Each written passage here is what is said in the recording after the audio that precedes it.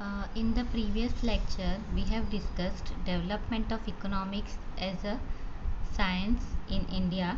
Now, today we will discuss about development of economics as a science in the West. Now, in West, if we see, Greek philosopher Aristotle has given his views in his book, which is named as Oikonomia on economics. ठीक है, ये जो philosopher है Greek philosopher Aristotle ने economics के ऊपर अपने कुछ व्यूज़ दिए थे अपनी बुक में, जिसका नाम था oikonomia. This sentence is actually important for objective purpose. Now with the advent of industrial revolution, just as division of labor and specialization were introduced in the industrial sector. अब पहले क्या था कि जब डेवलपमेंट नहीं हुआ था तो जो भी ओनर होता था इंडस्ट्री का वो खुद ही सब काम जो है वो करता था. But after the development of economics as a science they have chose division of labour and specialisation. Division of labour में क्या होता है कि जो पर्सन जिस चीज़ में स्पेशलाइज्ड है, for example someone is good at maths, so हम उसको जो भी है काउंटिंग का काम देंगे. ठीक है, तो इस तरह से जिस पर्सन की जिसमें जो इसकी स्किल है, जो स्पेशलिटी है, उसके अकॉर्डिंग उसको वर्क अलॉट करना है. So that is division of labour and specialisation. So industrial revolution के बाद ये चेंज हुआ. Now, like the physical science and the social science also developed as specialized branches, and their methodologies were no longer based purely upon descriptive logic, but these science started applying scientific tools and methods. अब इसमें क्या हुआ कि जैसे political science था, social science था, economics का भी एक इंडिपेंडेंट साइंस की तरह डेवलपमेंट हुआ. और उसको भी हमने कुछ जैसे हम ह्यूमन बिहेवियर का स्टडी करते हैं ऑन सिस्टमेटिक बेसिस. ठीक है, कुछ मेथड्स है जिसका यूज़ करते हैं एक पर्टिकुलर वे में, एक पर्टिकुलर स्टेप्स को फॉलो करने के बाद हम किसी कंक्लूजन के ऊपर आते हैं. तो उस तरह से इकोनॉमिक्स भी है वो एक इंडिपेंडेंट साइंस की तरह डेवलप हुआ.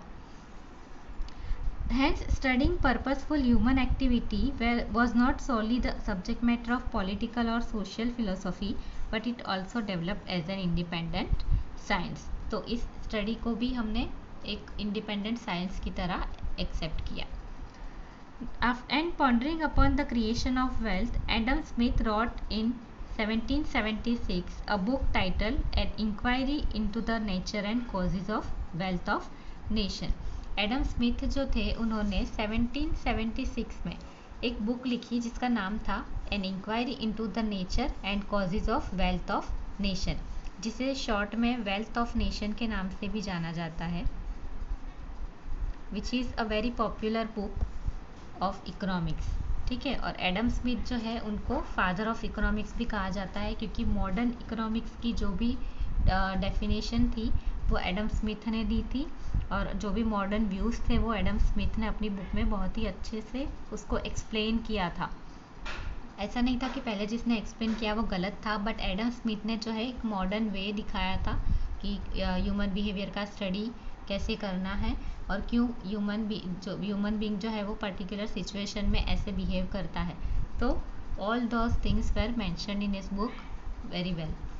सो he is considered as a father of economics. Now we will discuss different definitions given by different economists. Okay, या philosophers जो भी थे और economist थे, उन्होंने जो अलग अलग definitions दी है economics की. हर economist ने एक अलग अलग चीज़ पे focus किया है.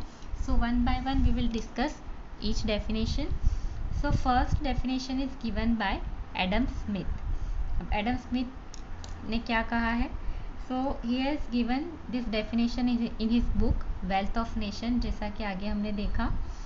So according to Adam Smith, economics is the study of nature. Now here nature means nature यानी वो प्रकृति की बात नहीं है यहाँ पे. nature means human behavior. ठीक है, it is the study of human behavior and causes of wealth of nation. मतलब हमें स्टडी करना है ह्यूमन बिहेवियर का और कैसे एक ह्यूमन बीइंग अपनी वेल्थ को इंक्रीज करता है, and thereby how the wealth of nation is increase. ठीक है, कैसे हम अपने देश की जो है वेल्थ को इंक्रीज करते हैं, that comes under the economics which is given by the Adam Smith. So according to Adam Smith, economics is the study of nature and causes of wealth of nation.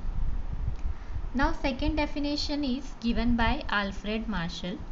Alfred Marshall also has written one book in 1890 and its name is Principles of Economics. The name of books and the year in which the books is being written are important for the purpose of objective, and also these definitions are also very important. So according to Alfred Marshall, economics is the study of mankind in the ordinary business of life.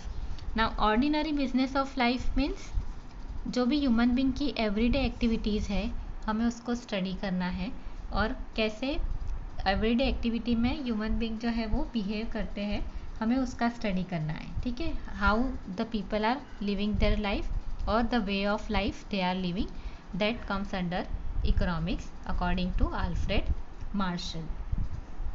So this definition identifies economics as the study of everyday activity of human beings and seeks to explain how well human being is attained from material consumption.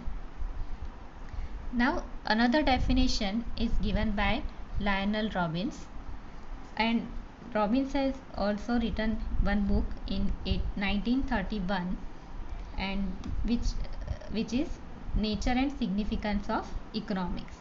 Okay, so in his book he has given his definition: economics is the science which studies human behavior as a relationship between ends and scarce means which have alternative uses. Now here ends means our needs or wants. ठीक है, हमारी जो भी needs है वो कैसी है, unlimited है. ठीक है, जो बढ़ती ही जाती है. अगर हम एक सेटिस्फाई करेंगे दूसरी नीड्स जो हमें होगी. ठीक है, फॉर एग्जांपल अगर आज आपकी नीड है कि आपको फॉर एग्जांपल बैग चाहिए, स्कूल बैग चाहिए. अब आपने स्कूल बैग ले लिया, उसके बाद आपको होगा कि मुझे पाउच भी चाहिए. ठीक है, पेन वगैरह रखने के लिए, फिर मुझे पर्स चाहिए. तो इस तरह से हमारी नीड्स जो है वो अनलिमिटेड है. अगर हम एक सेटिस्फाई करते हैं दूसरी खड़ी हो जाती है. बट रिसोर्सेज, ठीक है, मनी जो है वो तो लिमिटेड है. तो पहले आपको अपना बजट देखना पड़ेगा कि आप किस बजट में क्या क्या परचेज़ कर सकते हो. ठीक है, अगर आपको सारी चीज़ें चाहिए तो आपको लो कॉस्ट वाली पसंद करनी पड़ेगी. अगर आप एक से सेटिस्फाई हो जाते हो, बाकी दो को थोड़े टाइम के बाद परचेज़ करने के लिए रखते हो, तो आप अच्छी वाली भी हाई क्वालिटी आइटम भी परचेज़ कर सकते हो. सो it depends on you how will you choose different items or how will you satisfy your needs from limited resources which are available. Now the last definition is given by Paul Samuelson.